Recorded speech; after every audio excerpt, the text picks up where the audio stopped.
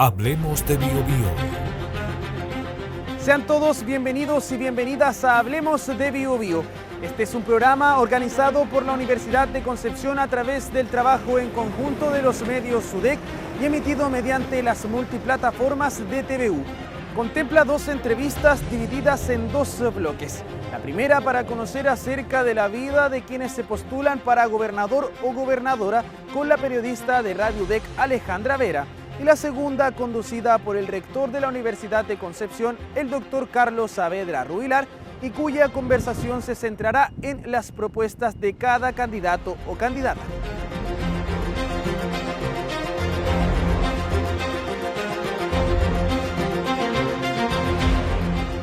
El arco de la Universidad de Concepción alguna vez se fue conocido como el Arco de Medicina.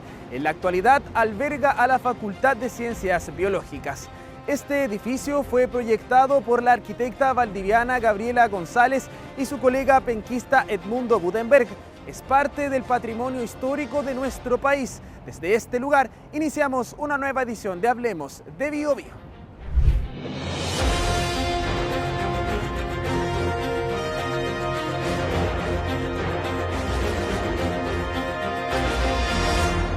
Hablemos de Biobío. Así es, Matías, ya estamos con el invitado de hoy. Nos acompaña en esta oportunidad aquí en la Universidad de Concepción, Fernando Peña, uno de los candidatos a gobernadores por la región del Biobío y también representante del Partido Republicano. ¿Cómo está, Fernando? Gracias por aceptar esta invitación de Medios UDEC. Hola, Alejandra, muchas gracias a usted por la convocatoria, por la invitación. Sí, gracias por darse el tiempo de venir a conversar con nosotros. En este primer bloque vamos a hablar de Biobío, pero también vamos a hablar de su experiencia profesional, de sus motivaciones en política y también una pregunta que es muy relevante, por cierto, ¿cuál es el principal objetivo que usted persigue con ser gobernador regional? Pero antes de esa respuesta, Fernando, yo quiero que retrocedamos el tiempo y vamos a ir al primer gobierno del presidente Sebastián Piñera, porque ahí usted estuvo asesorando políticamente a 2 ministerios, en trabajo a Camila Merino y también a Evelyn Matei, y después estuvo asesorando al Ministerio de Educación cuando estaba entonces como secretario de Estado Harald Beyer. ¿Qué recuerda de esa experiencia y cuánto creció usted profesionalmente a partir de ese rol?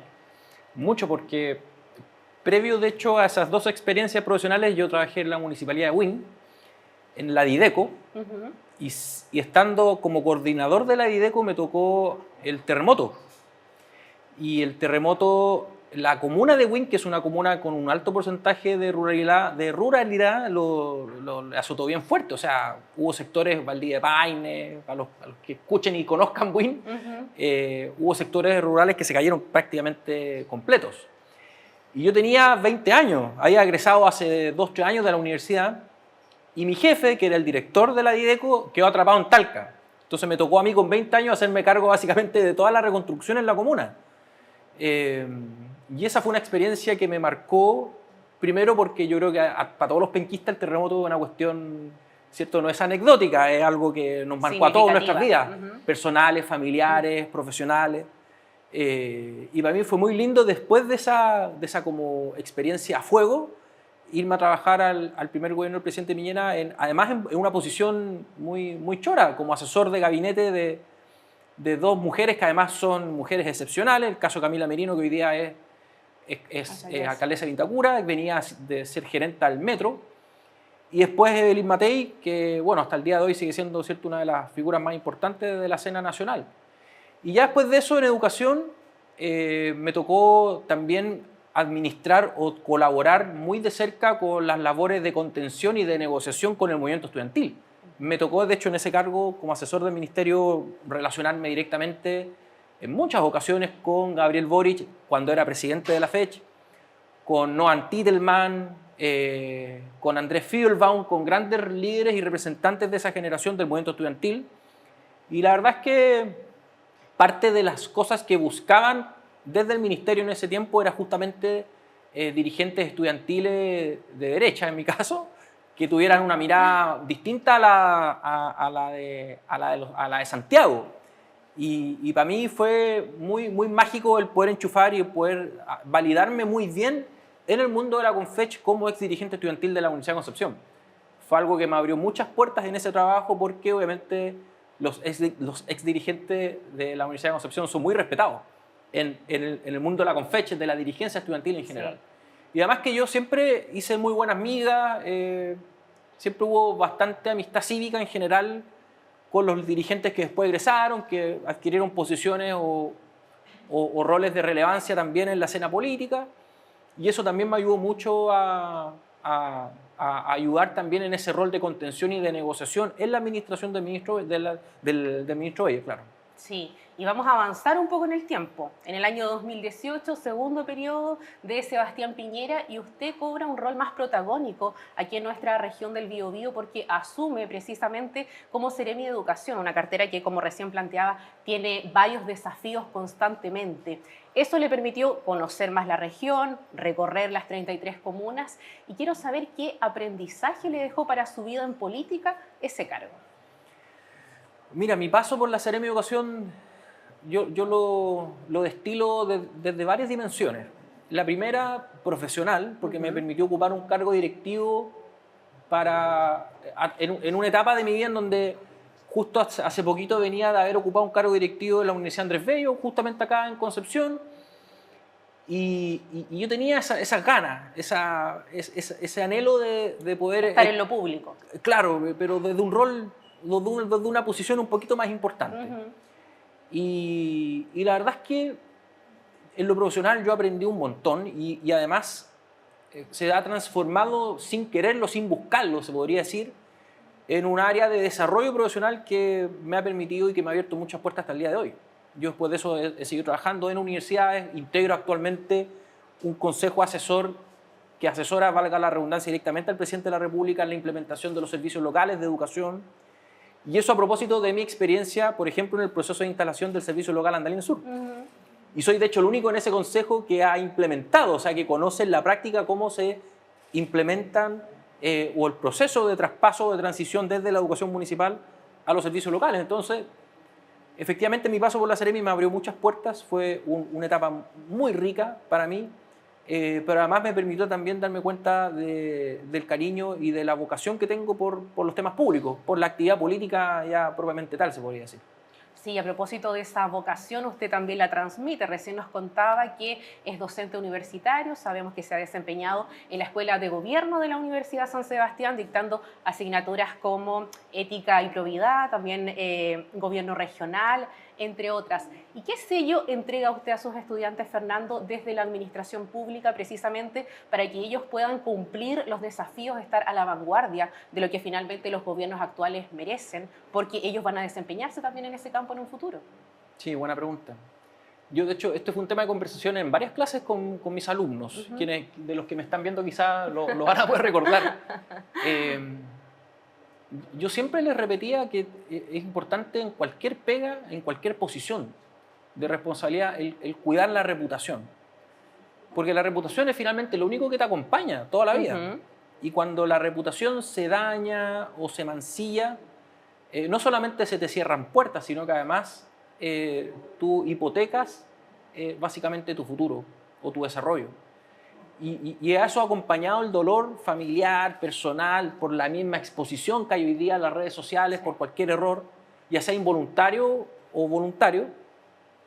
Y ahí la importancia, que es algo que yo le repetía constantemente a mis alumnos, la importancia de formarse bien para no cometer errores involuntarios, pero además la importancia también de formarse en valores y en virtudes que nos alejen, por así decirlo, de la tentación permanente muchas veces de situaciones que a veces son cotidianas en la administración pública.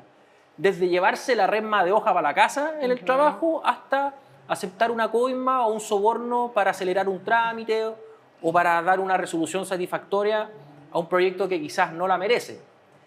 Y todo ese tipo de cosas son pan de cada día en la administración pública. Y la única forma de que quienes se dedican a la administración en el Estado se alejen o no caigan en ese tipo de conducta es no solamente enseñándoles mucho, que se aprendan de memoria o que reciten de memoria la ley o la normativa de Contraloría, los dictámenes de Contraloría, sino que también ejerciten esa musculatura interior, espiritual si se quiere, y que entiendan la importancia de ser responsables, de alejarse y de tomar distancia de ese tipo de conductas que quizás pueden ser atractivas inicialmente, pero que a la larga son un daño personal, pero también un daño al país. Y eso se observa, creo yo, en la crisis de confianza que hay también hoy día y el cuestionamiento que hay hoy día a las instituciones por parte de la ciudadanía. Y casos de corrupción y situaciones bochornosas que se cometen a veces toda la semana, o de casos de los cuales uno se entera toda la semana. Sí. Ahora estaba hablando el Fernando docente, pero yo quiero que hable también y que pueda recordar su época de estudiante. Sabemos que usted también, cuando estuvo precisamente formándose aquí en la Universidad de Concepción, tuvo un rol bien activo como dirigente estudiantil, no solamente en su carrera en administración pública, sino que también en la FEC. ¿Cuánto ha cambiado los ideales de hace más o menos 20 años, de aquella época de estudiante, a sus ideales políticos de hoy en día? A ver, yo sigo siendo en lo troncal una persona que conserva, se podría decir, la defensa de los valores, los principios del gremialismo, lo esencial, de la libertad, la responsabilidad, la autonomía de los cuerpos intermedios, de la subsidiariedad. En eso probablemente no he cambiado mucho. Alguien podría decir, oye, pero esto habla muy mal de Fernando, ¿cómo es una persona tan inflexible que no cambia en 20 años? Y no es eso. Es que, obviamente, en 20 años las personas cambian. Pero yo al menos políticamente creo que me he movido dentro de una banda o dentro de un espacio que es bastante uniforme.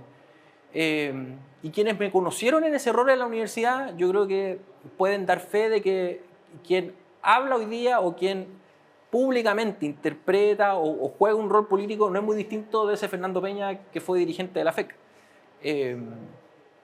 No estoy diciendo que eso sea un valor en sí mismo. Lo que estoy diciendo es que al menos yo, el oficio político que aprendí en estas aulas, en el aula 6 particularmente, que es la que más usamos para los CG, se lo debo en parte a la universidad, pero también es un oficio que de alguna manera va siempre evolucionando y que siempre está enriqueciéndose. No es inmóvil, pero obviamente en lo troncal yo creo que podría decirse que no me he movido de un lado hacia otro en la campana de Gauss. Quizás si usted me pregunta, pero ¿se considera una persona más liberal o menos conservadora o más liberal? Obviamente en ese sentido o en ese ámbito de la discusión yo creo que todos nos movemos a veces con bastante flexibilidad, porque vamos aprendiendo cosas, en la vida nos va enseñando cosas, de que la realidad no opera a veces como la interpretan muchas veces los libros o los discursos, pero no es algo que me quite el sueño, la verdad. Sí, también sé que la universidad es parte de su historia, no solamente por haberse formado acá, por haber sido dirigente estudiantil. Aquí conoció a Fabiola, la mamá de sus dos hijas, sí, ¿no? De Fernanda y también de Julieta. Ahora quiero retomar el tema que le planteé al inicio, Fernando. ¿Por qué usted quiere ser gobernador regional del Biobío? Mira, me gustaría ser gobernador porque creo que es un viejo anhelo que las regiones tengan mayores niveles de descentralización, de autonomía. Es algo que yo aprendí, de hecho, en mi carrera, siendo administrador público. Siempre fue ese el mantra, por así decirlo, dentro de mi pregrado, dentro de mi carrera, el que se lograran mayores niveles de descentralización, sobre todo política.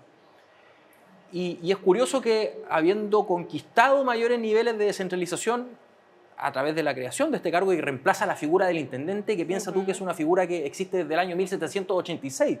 El intendente existió incluso antes de que la república fuera república.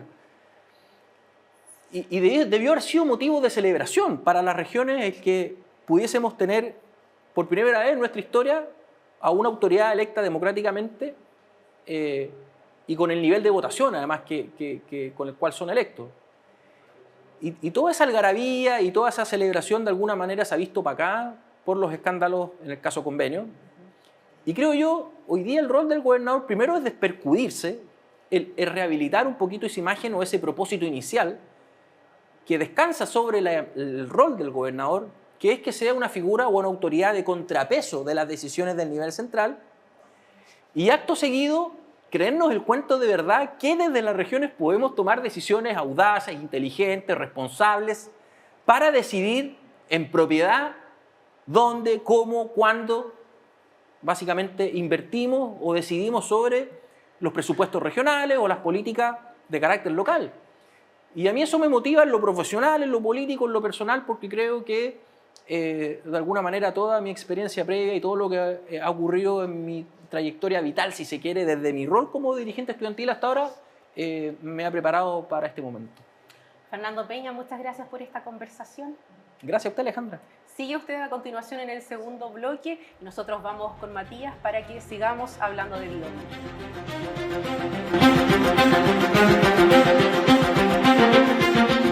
Muchas gracias, Alejandra. Porque queremos que vote informado o informada, le invitamos a que revisemos juntos la siguiente información.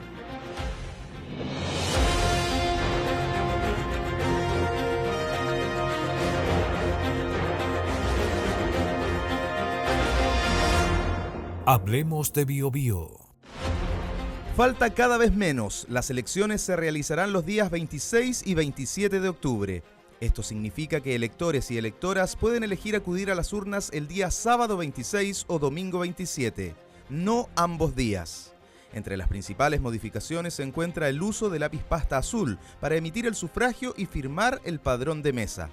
El voto es obligatorio, por lo que las electoras y electores que no sufraguen serán sancionados con una multa a beneficio municipal de 0,5 unidades tributarias mensuales, 32.950 pesos. En esta ocasión recibiremos 4 cédulas electorales, una para gobernadores regionales, una para consejeros regionales, una para alcaldes y una para concejales. Recuerda marcar una sola preferencia por voto. Si marcas más de una opción, tu voto será declarado nulo. El voto es secreto, por lo que debes ingresar a la cámara secreta sin acompañante, salvo que necesites asistencia.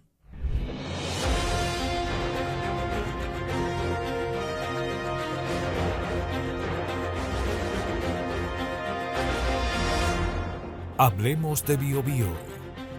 Tal como le habíamos anticipado, este segundo bloque se tratará acerca de las propuestas de cada candidatura y estará conducido por el rector de la Universidad de Concepción, el doctor Carlos Saavedra Rubilar.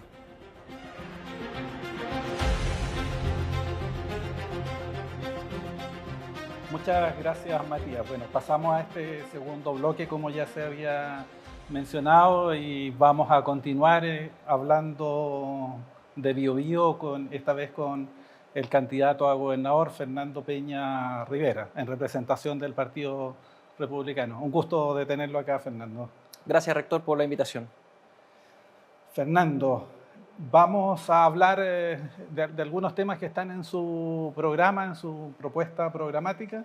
Usted ha mencionado un tema de calidad de vida y salud mental, indicando que le gustaría que la región del Biobío tenga un liderazgo nacional en calidad de vida. ¿Cómo lo imagina posible? A ver, primero un pequeño encuadre o diagnóstico, porque no es aleatorio que dentro del... Que el punto que encabece mi programa sea justamente el motivo calidad de vida.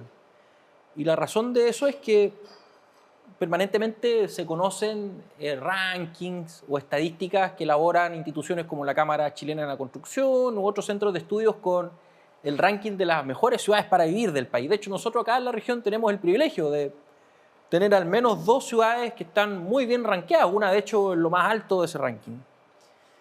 Y es contradictorio que teniendo esa buena vitrina, ese buen rumor a nivel nacional, en muchas de las ciudades de la región del Biobío hayan enormes diferencias, enormes inequidades y situaciones que efectivamente nos permiten dudar de si efectivamente acá en Biobío estamos gozando de una calidad de vida adecuada, particularmente para las nuevas generaciones, porque de hecho de hecho el eslogan de nuestro proyecto político es Recuperemos Biobío.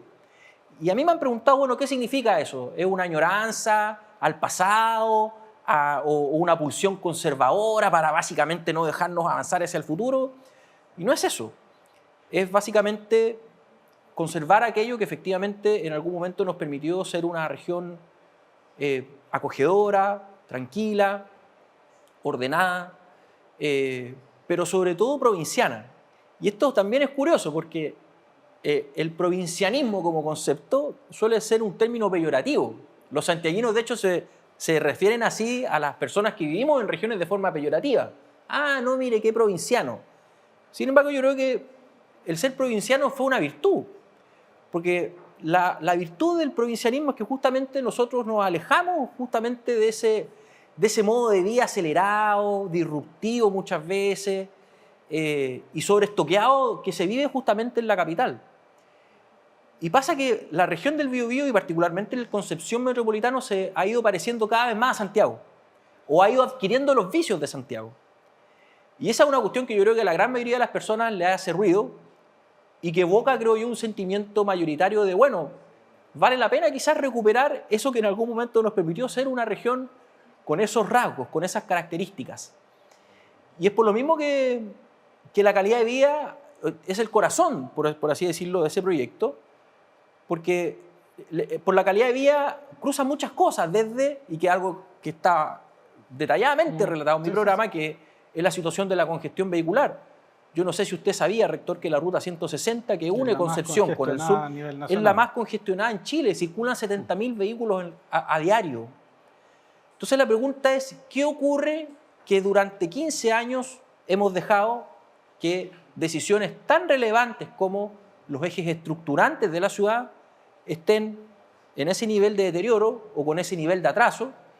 Y cómo también hemos permitido que decisiones tan relevantes que hoy día afectan la calidad de vida de las personas y que la afectan en sus derechos. Porque yo he conversado con personas de Lomas Coloradas que se demoran casi 3 horas al día o que pierden casi 3 horas al día en llegar a sus trayectos o a sus lugares de trabajo por culpa de los tacos, y que son 3 horas que podrían dedicarle a sus familias, a hacer algún deporte o a estar sencillamente viendo tele en la casa.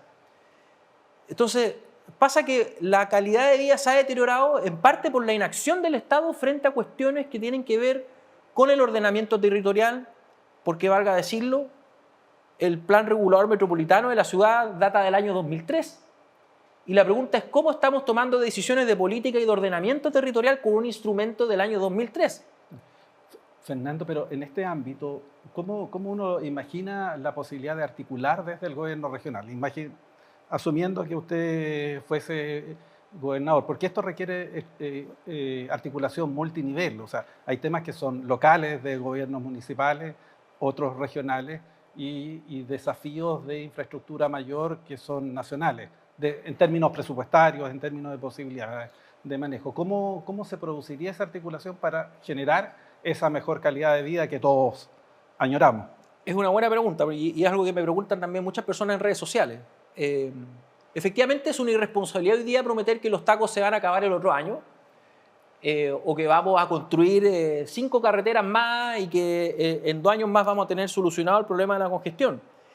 Esto pasa por decisiones y por procesos que son lentos, pero que se pueden planificar. El problema de la congestión hoy día pasa principalmente por la concesión de la ruta Piedemonte, soterrar los principales cruces con la vía de línea férrea en el trayecto entre la vía Los Escritores y el puente Los Batros.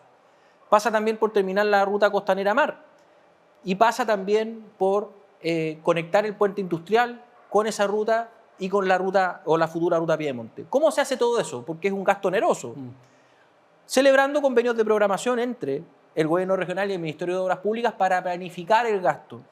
¿Qué significa eso? Que no nos vamos a gastar 100.000 millones en un puro ejercicio presupuestario, sino que lo vamos a fraccionar. Se va a planificar. Y eso es lo que falta.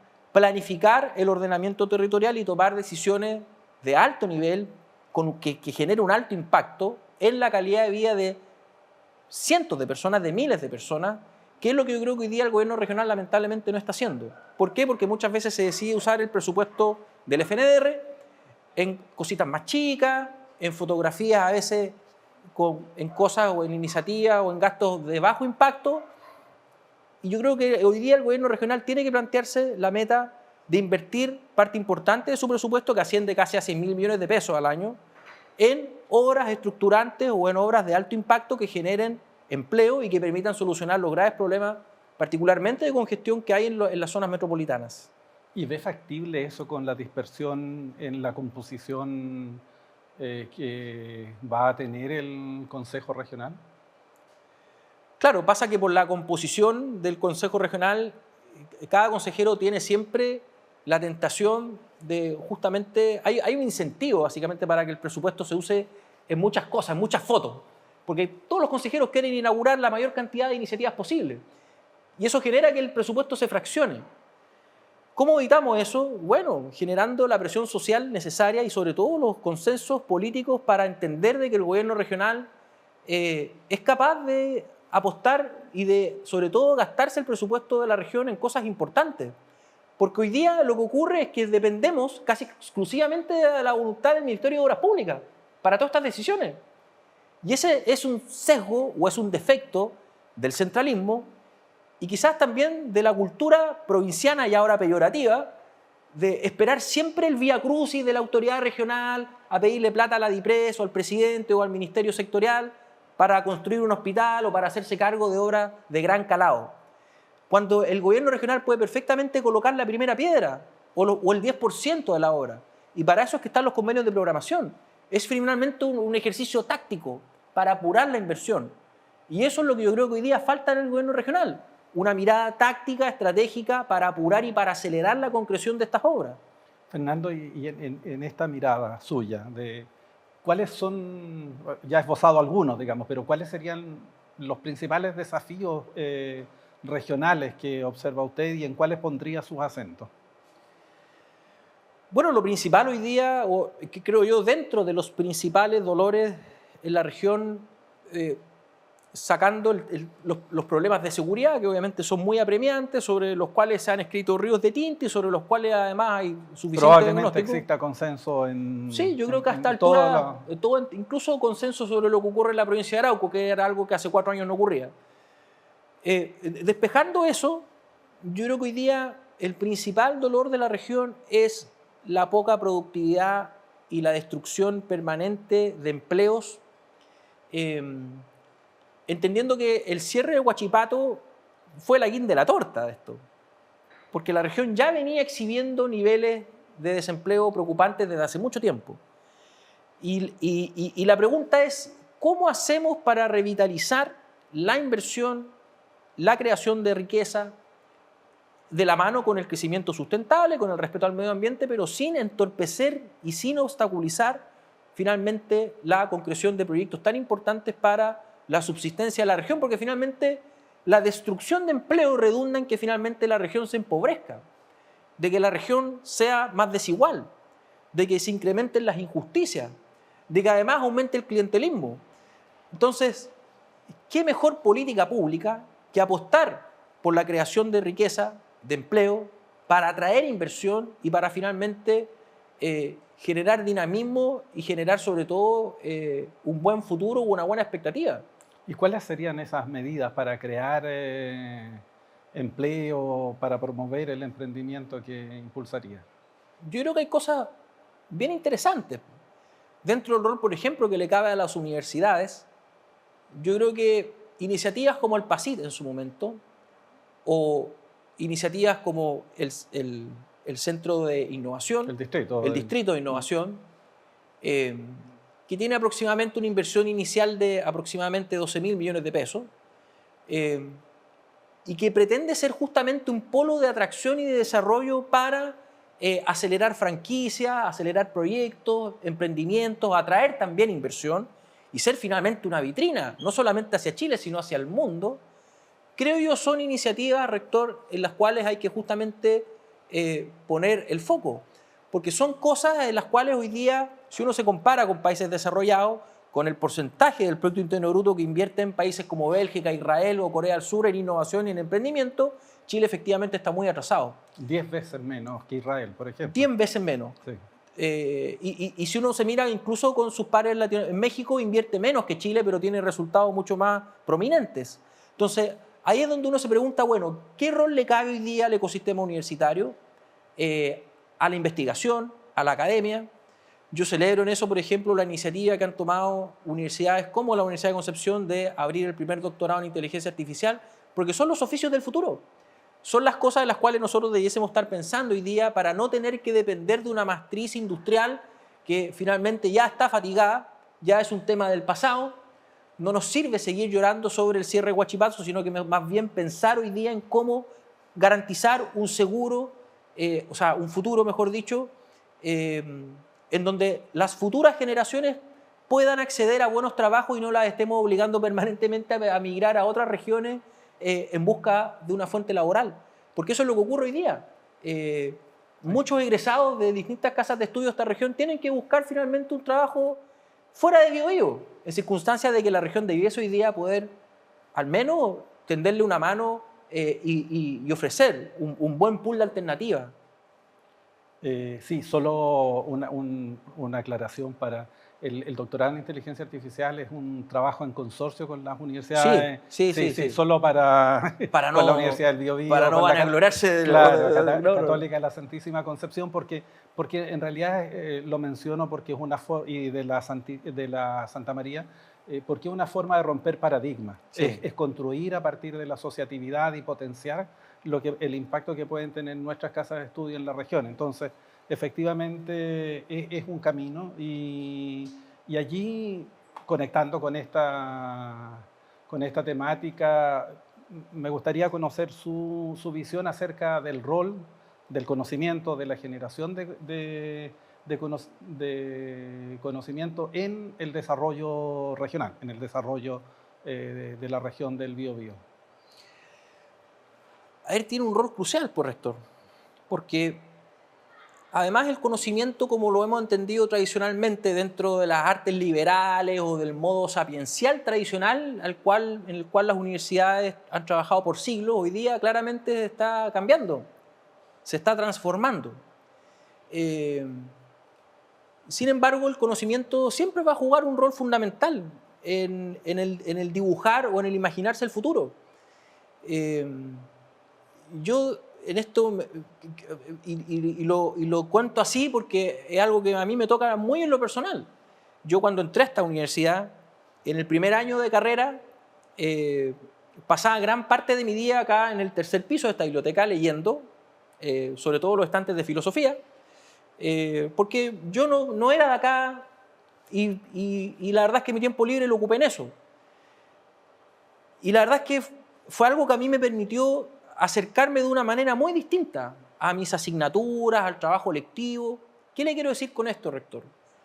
Que el conocimiento, si bien hoy día ha ido mutando, siempre va a estar apoyado en disciplinas que son muy importantes, entre ellas las humanidades.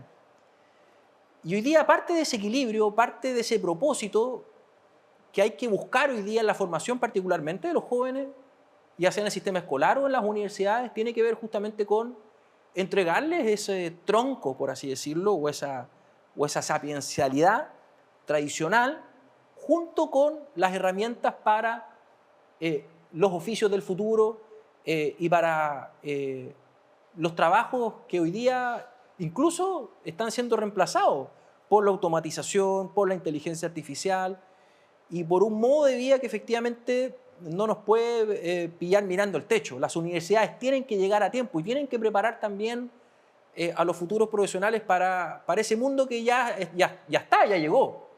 Y lo importante en eso es estar en la vanguardia, no apocarnos. A mí algo que me dicen permanentemente muchos profesionales, incluso profesores de acá de esta universidad, no voy a decir nombre para que después no... Me dicen, oye, si parte del defecto de las regiones es que no nos creemos el cuento.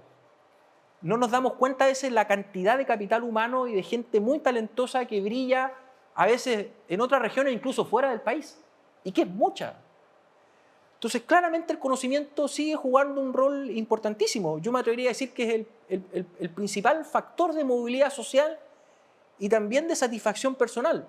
A mí hasta el día de hoy nada me satisface más que llegar a mi casa y leerme un buen libro en la noche. De las pocas cosas que a mí me genera auténtica felicidad. Y eso es algo que yo aprendí, rector, en el tercer piso de esta biblioteca. Bueno, efectivamente, para quienes nos observan, estamos desde hoy transmitiendo desde la Biblioteca Central de la Universidad de Concepción, desde la Sala Chile. Así que ese es el espacio que nos acoge el día de hoy. Cuando también el rol del conocimiento, más allá del crecimiento personal, del crecimiento colectivo que podemos tener a partir de de la adquisición de conocimiento y para uso en nuestra vida diaria. Una parte importante también de lo que desarrollan las universidades tiene que ver con generación de conocimiento de frontera, que también abre oportunidades a nuevos desarrollos, a nuevas tecnologías, a nuevas capacidades. Y efectivamente las universidades tradicionales de la región aportamos en distintos ámbitos, con especialización cada una de las universidades en algunos temas. ¿Usted vislumbra también cuando hablamos de emprendimiento, cuando hablamos de creación de empleo, visualiza la posibilidad de invertir en desarrollo de esta transformación de la matriz productiva a partir del conocimiento? Absolutamente. Yo, de hecho, le aprovecho a hacer una invitación, rector. Yo sé la carrera y el deseo que hay hoy día de varias casas de estudio acá en la región por adquirir algún tipo de técnica en torno al desarrollo del hidrógeno verde. Es un tema público, ¿cierto?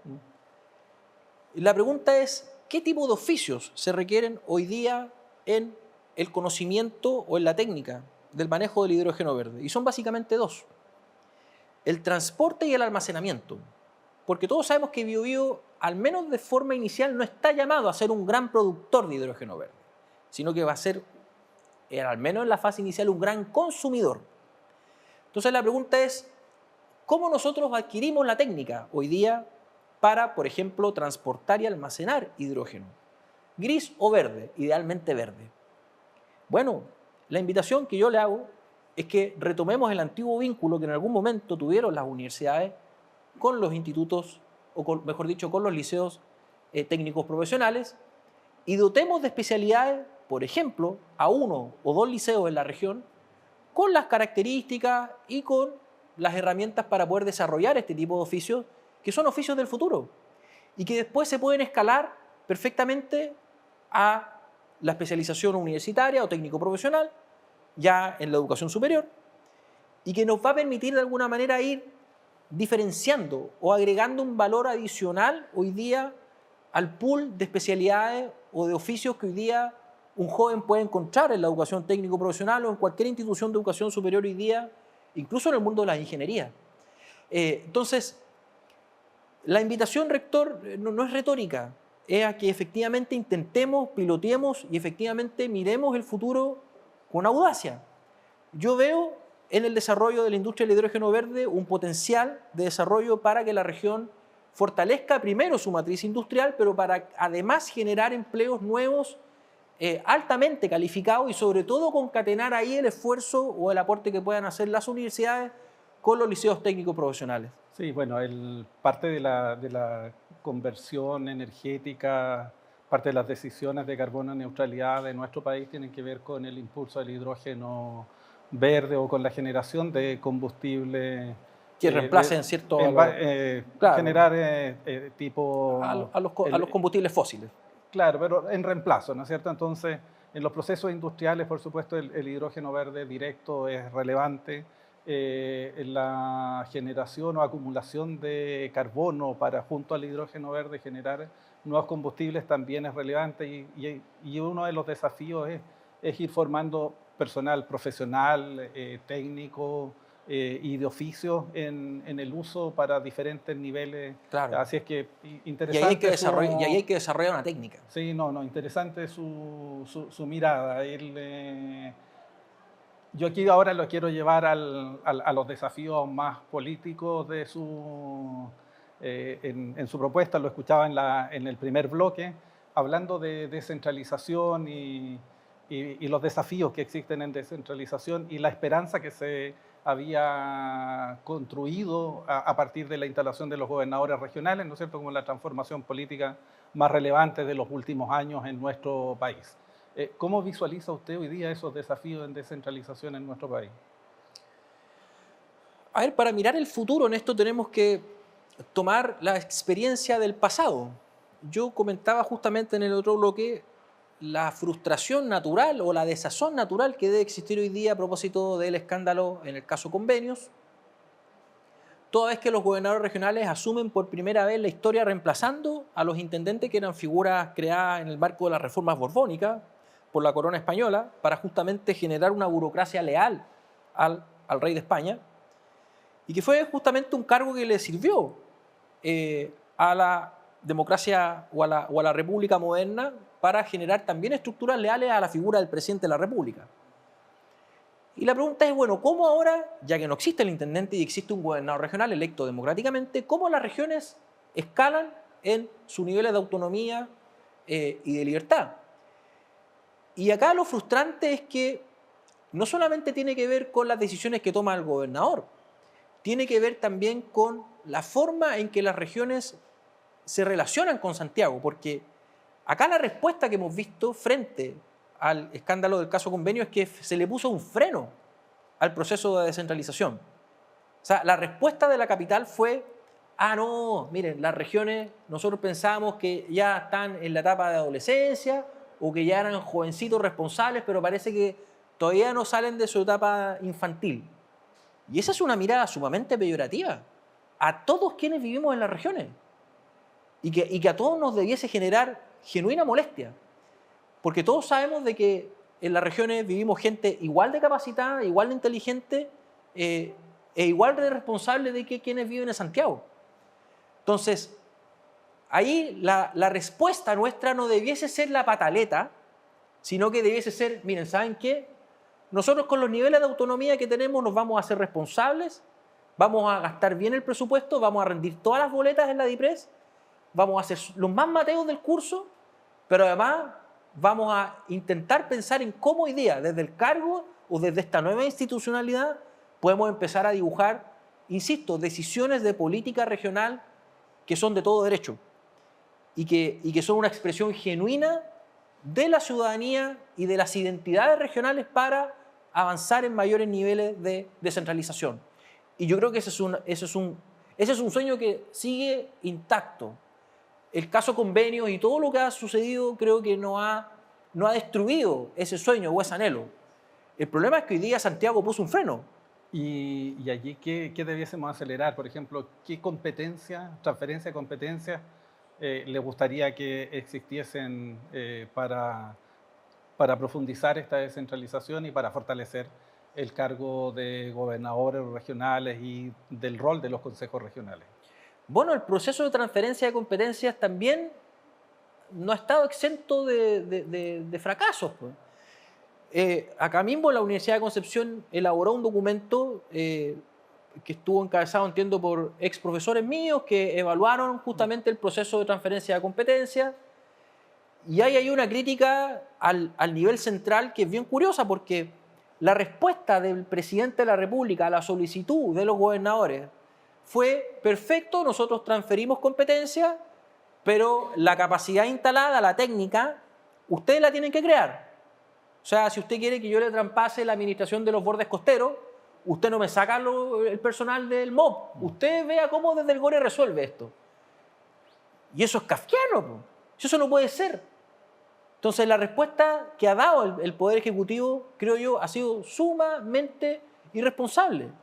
Porque acá lo que siempre todos pensamos que iba a ocurrir es que el proceso de transferencia iba a venir acompañado tanto del personal, de la técnica, de la capacidad y del recurso humano.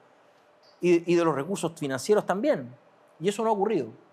Entonces, yo lo que espero es que acá abramos una conversación honesta. El problema es que todos los gobernadores, todo ese diálogo rector iba muy bien encaminado. Hasta abril del año pasado hubo un encuentro, un frutillar maravilloso, apretón de manos, todos celebrando. Porque la Gorechi nos referimos. La cumbre de las regiones. Eso. Esto ocurrió en abril y en mayo está ahí el caso Convenio. ¿Qué hace el presidente de la República? Acá no ha pasado nada. Freno mano. De nuevo. ¿Qué es lo que se requiere? Un diálogo honesto, desempolvarnos rápidamente de esta situación que ocurrió con el caso Convenio y entablar un diálogo, un nuevo trato con el Poder Ejecutivo para que nos cuente la firme. Sí. Fernando, y en esta mirada, porque todos estos temas, algunos aspectos de los que usted habla, hace perder la confianza de la ciudadanía. ¿Qué esfuerzo especial podría hacerse desde la gobernación regional para recuperar la confianza de la ciudadanía en las instituciones, finalmente en las instituciones del Estado? La crisis de confianza que hay hoy día o el cuestionamiento hacia el poder político yo creo que es un fenómeno que se arrastra desde hace muchos años. Creo yo que explica también en gran medida parte de las crisis recientes y de los procesos de eclosión y de fractura que han habido en nuestra historia en los últimos 10 años. Sin embargo, yo creo que esa crisis de confianza no se resuelve de manera sencilla, ni tampoco con gestos televisivos o con situaciones anecdóticas o aisladas. Yo creo que, por ejemplo, en el caso de los alcaldes, ahí hay un buen ejemplo de cómo una autoridad local puede tener un vínculo muy estrecho y una reputación o una legitimidad muy distinta a la del resto del espectro político, porque efectivamente es una autoridad local que al parecer conectaría de forma mucho más directa con las pulsiones populares. Yo creo que el gobernador regional no tiene que negarse o no tiene que, mejor dicho, mirar en menos ese rol que puede jugar a nivel regional para ser una especie de supraalcalde. ¿Y por qué digo supraalcalde? Porque yo tampoco quiero que el gobernador regional se transforme casi que en un cacique regional o en un líder omnipresente, casi como el emperador de Japón, que no se le puede mirar a los ojos. Porque podría ser perfectamente una tentación, ¿cierto? Porque el gobernador regional es una autoridad con mucho poder y sobre todo con mucho presupuesto. Pero creo yo ahí el desafío es de lado y lado. Porque, mire, rector, este es un baile que como el tango se baila a dos. Creo yo la ciudadanía tiene todo el derecho de sentirse en algunos casos estafada, defraudada, decepcionada, y creo yo el poder político a cambio tiene que efectivamente entender las causas de ese descontento y entender que esta crisis se revierte con gestos no solamente televisivos, sino que también con acciones concretas y que a veces son muy domésticas. Muy bien. Fernando, estamos llegando al cierre de este segundo bloque. Le ofrezco este tiempo para poder dirigirse a nuestra audiencia y palabras de cierre de su participación hoy día en este programa. Solo agradecerle, rector, este espacio de conversación. Para mí, de verdad, es un honor, un agrado estar acá, un sueño, se podría decir, siendo yo exalumno de esta casa de estudio, siendo administrador público, hace 20 años que egresé de la universidad, fui dirigente estudiantil acá, y para mí es como el sueño del pibe, la verdad. Verme hoy día sentado siendo candidato a gobernador regional, para mí de verdad es un sueño. Y creo en eso interpretar a muchos jóvenes que a veces buscan también un proyecto de vida o el desarrollar su vocación o sus talentos. Mi invitación, de hecho, a todos esos jóvenes a que luchen por sus sueños, a que aprovechen las oportunidades, a que sean busquillas también, pero también a que estudien, a que lean, a que sean críticos, reflexivos, y a no olvidarse también y sobre todo, y que es algo que yo aprendí en esta universidad, de la importancia del respeto, del valorar las opiniones contrarias, el estar siempre abierto también a encontrar la verdad en la opinión de un adversario y en aprender sobre todo de los errores. Yo soy una persona que he aprendido en mi corta existencia que los errores a veces valen mucho más que los aciertos. Muchas gracias, Fernando. Hoy día, en octubre, mes de elecciones, hemos hablado de Biobío con Fernando Peña Rivera, candidato a gobernador en la región del Biobío, y bueno, damos el pase a Matías para el cierre de este nuevo programa.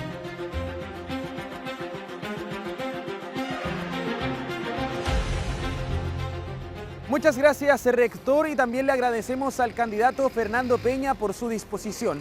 Les recordamos que este programa quedará alojado en nuestras multiplataformas. Este mes en nuestro país atravesará un nuevo proceso de elecciones y usted lo podrá vivir en vivo y en directo a través de los medios de la Universidad de Concepción.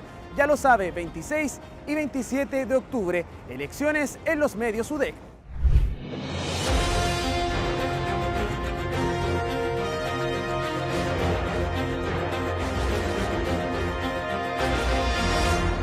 Hablemos de Biobío.